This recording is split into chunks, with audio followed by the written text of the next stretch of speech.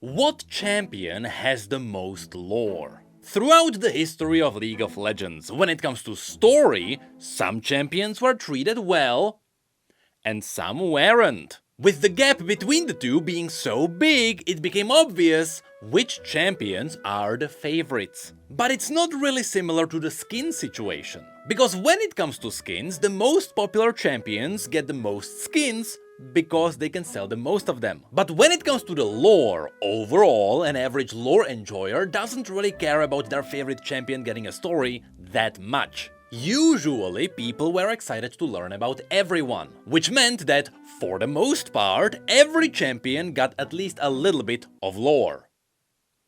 For the most part. However, we soon realized that all the champions who got the most interesting lore also got a lot more of it. And that's usually because with an interesting story there is a lot more creative freedom for the writers around them. Which resulted in some champions having a bit more generic story, with others getting entire books worth of stories.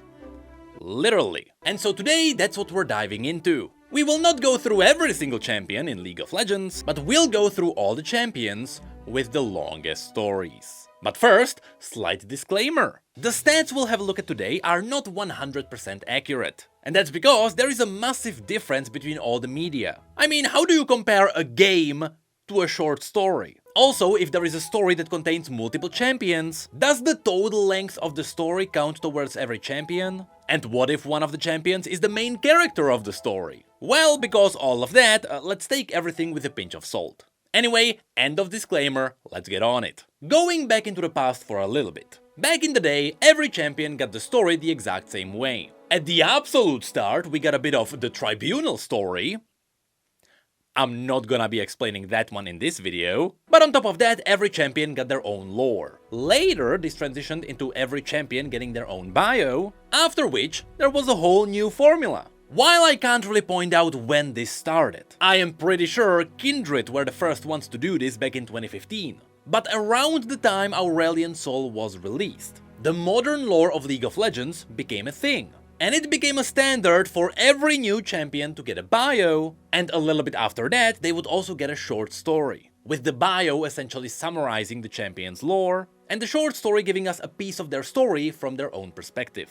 And so, around 2016, every champion was getting this treatment. However, even though this is when the lore of League of Legends started getting serious, that's not when some of the longest stories came out. Because a year before that, back in 2015, we got the first ever League of Legends lore event called the Burning Tides. This is the one infamous event where a Gangplank died. People will also remember this because this is when we got that cool Bilgewater ARAM, but to me, most importantly, this is where we also got a lot of lore. I mean, the Burning Tides was a massive story that included 4 main characters: Misfortune, Gangplank, Graves, and Twisted Fate. And out of all of these, Misfortune is the one who got the most lore. How much lore specifically? We'll talk about that in a sec. Because surprisingly, she has far more than you think, and so we can't start with her. Instead, we need to talk about one champion that quickly became the new king of long stories,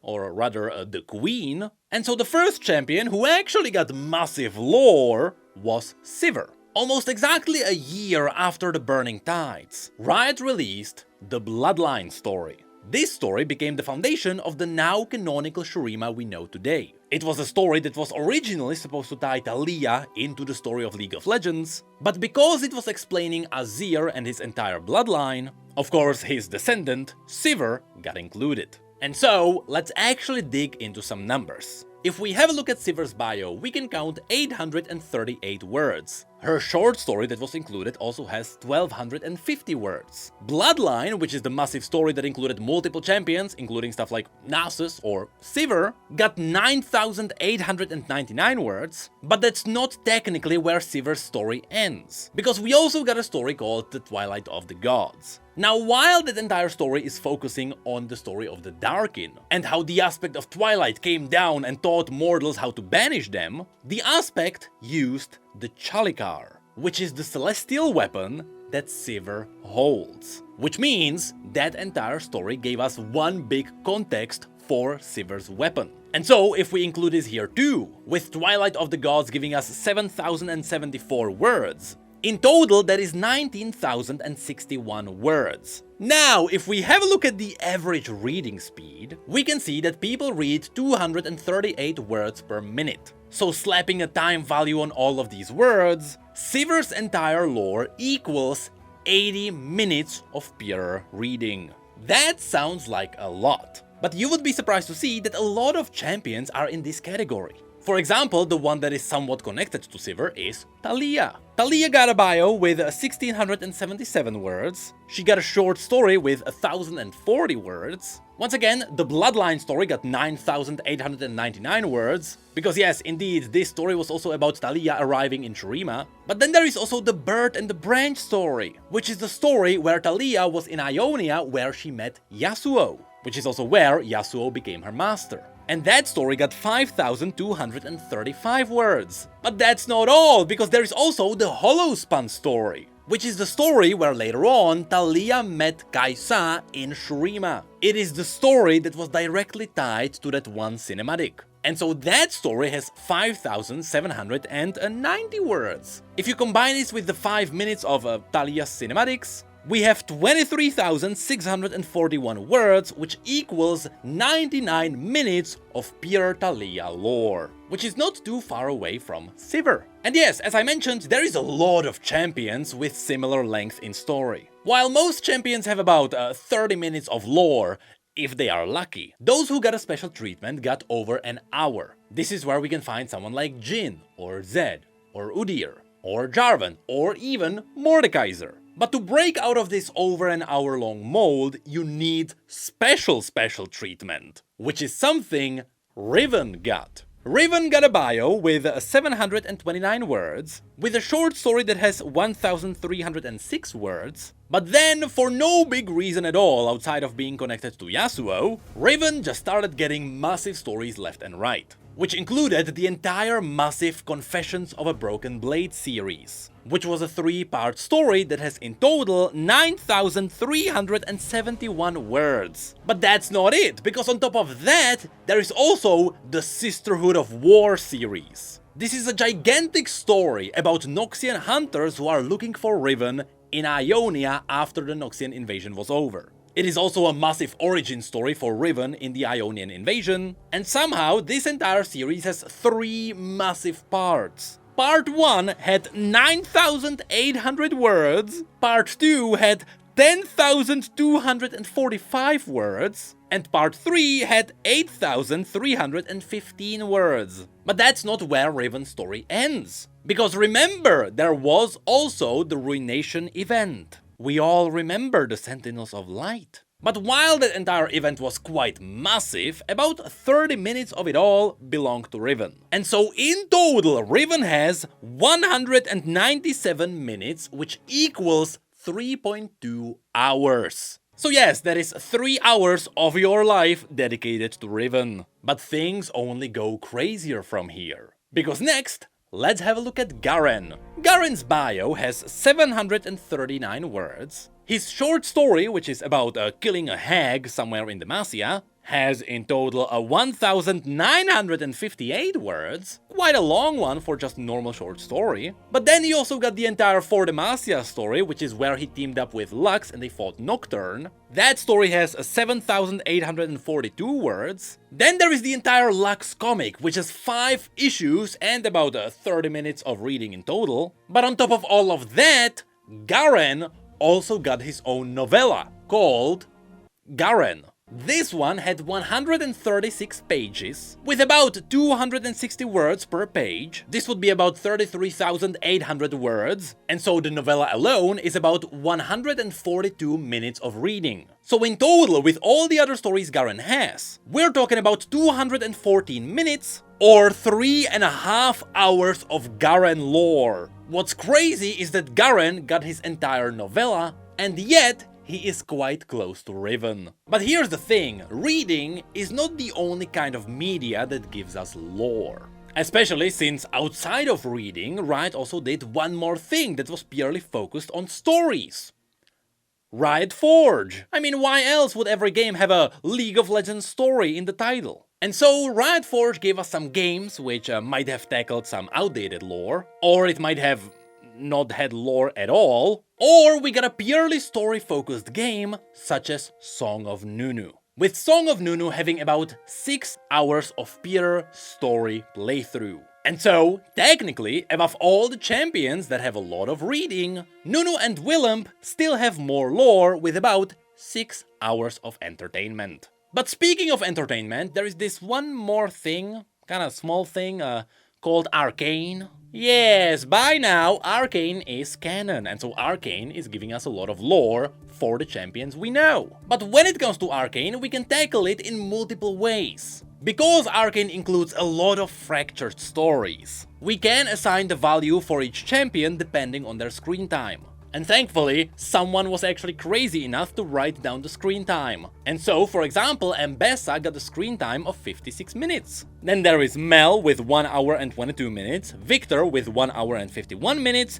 Jace with 2 hours and 19 minutes, Caitlyn with 2 hours and 29 minutes, Jinx with 3 hours and 12 minutes, and finally Vi with 3 hours and 31 minutes. However, I don't think this is a fair way to do this. Because when it comes to the big stories, we also didn't chop them into pieces and give each champion only their value. No, instead, those stories counted for every champion, because it is giving everyone a context after all. And so, let's do the crazy thing and let's assign every Arcane champion the full length of Arcane, with all the episodes together being about 13.5 hours long.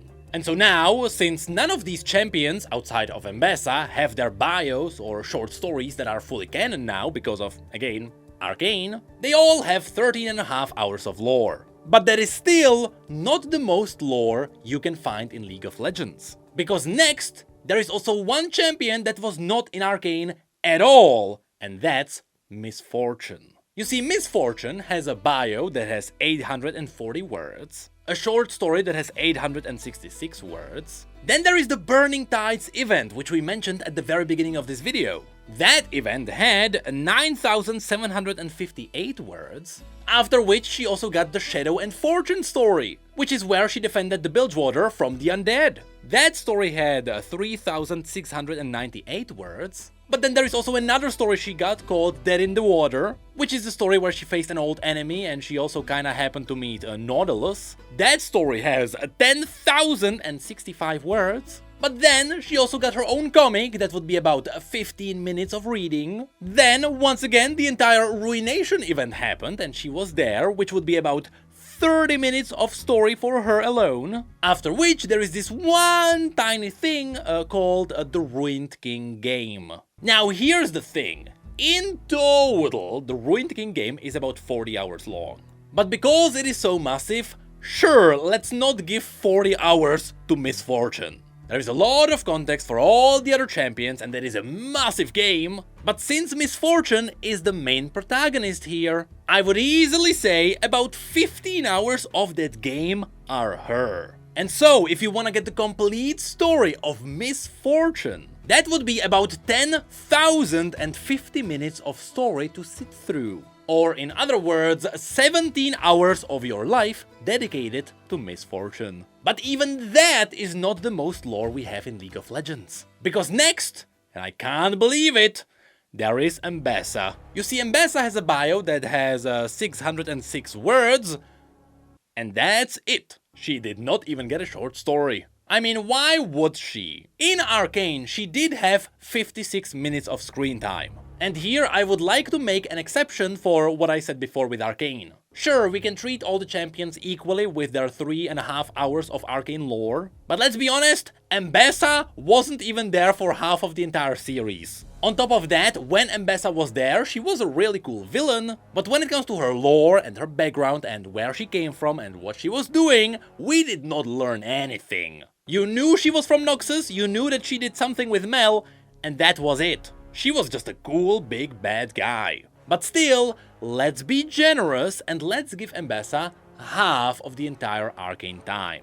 You'll see later it doesn't really matter, but let's be fair. And so, 7 hours of Arcane belongs to her. Well, it so happens to be that Ambassa also got her own book. Now, this is a book that I still have to cover on this channel. It is quite big and I have no idea if I can even format it. But that book has 425 words with about 270 words per page, meaning that is about 114,210 words, which would be 480 minutes, which would be 8 hours. Now here's the thing, those 8 hours is just you reading. Under perfect conditions, I guess. Because interestingly enough, there is also an official audiobook. And that official audiobook has 15.5 hours. And so again, let's be fair, let's be accurate, and let's give her the full value. This would mean that with the audiobook, her bio, and Arcane, Ambassa's full story comes to around 23.5 hours. For a character that came out of nowhere, that's incredible. But that is still not the most lore we have in League of Legends. No, that crown goes to the one true king. The one that is linked to the entire story of Bilgewater. The one that's been at the center of multiple events. The one that is still being linked with new champions years after his release, which is also the same champion that has a massive potential for the MMO. I mean, I'm gonna be very sad if he doesn't make it in, and that of course is Viego, the Ruined King. You see, Viego's story is so complex and so massive that Riot had to release their own infographic to show you just how tangled it is. And even this shows you like 10% of the truth. And so let's break down the numbers. His bio has 694 words. His short story, which finally introduced his queen, had 1174 words. But then he also got the second short story, which introduced Kalista as his general. This one had 3191 words. However, Viego is only one half of his own story. I mean, there is a reason why he is always looking for his queen. And so, although Isolde herself isn't a champion in League of Legends, she is heavily tied to Gwen, where Gwen's existence is even responsible for the banishment of Viego at the very end of his story. So if you want to have the full context of Viego's story, you also have to include Gwen. And so Gwen's bio also has 685 words. She also has a short story which has 1361 words, which again, it's not like it really matters, but let's be accurate. After which Viego also got a story where Senna picked up a piece of Isolde's soul. That's what triggered Viego's hunt, and that story had 4956 words. Now, if we go back to the character tree, you can see that there is a lot of other characters, but most of those were already described in his book. And so yes, of course, in case you didn't know, Viego also has his entire book, with the Ruination book also having an audio version, and that one is 12 hours and 50 minutes. So I don't think we also have to go through the bios of all the other characters. But there is also another story that was released specifically for Viego, which is The Will of the Dead. A story that has 10,830 words. It is a story that was released by Riot Forge, and it was a story that was supposed to give Yorick some justice because he wasn't included in the hunting of Viego. Speaking of which, let's not forget that there is the entire Ruination event, with the Sentinels of Light not only having Viego as their main villain, but it is also an event that had a separate story in League PC and Wild Rift. And since Viego was the centerpiece of both of these, that is about an hour and a half of lore. But of course, we're still not done yet, because Viego also had his own game, The Ruined King. Again, in total, this is a 40-hour long game, with about 20 hours of the main story, with the main story being nothing but Viego lore. Now sure, again, there is a lot of side quests and a lot of more context that can be found there. And so realistically, let's give Viego about 25 hours of the entire game. Now of course, he was also the main character of 3 separate cinematics that would be about 15 minutes in total. But he also has a lot more lore in Legends of Runeterra, and that one is really hard to put some value on. I mean, there we learned a lot about the Gamavoran dragons and their armor and their soldiers. And let's not talk about the entire lore of Smolder, so let's give Viego about 20 minutes there. But in total, that means that Viego currently sits on the throne with the most lore out of any League of Legends champion, with the summed up total of 2,395 minutes of lore, which equals 39.9 hours. It's almost like he could have had his own series or something. But that would only inflate his numbers more. I mean, it's still crazy to see that Ambassa is on the 2nd place, though Viego still almost doubled her numbers. And we were still generous with not giving him the entire value of the game. But yes, that's the numbers we got at the very end. Now I'll be honest, I did not go through every single possible champion. I kinda went by memory of when I was working on the stories of those champions, and I just remembered how some champions stuck way up above the rest. I mean, some are still waiting for their judgment day. And so I would love to see if someone could go through every single champion and actually note down their values. Because you still have some other champions, such as Ari, who was also in the Ruined King game, and she also got a lot of other stories. But that would be way too much of a time sink for me. And so, at the end of the day, let's just be happy we got a classic Necrit video. I know, it's 2025, who would have thought that?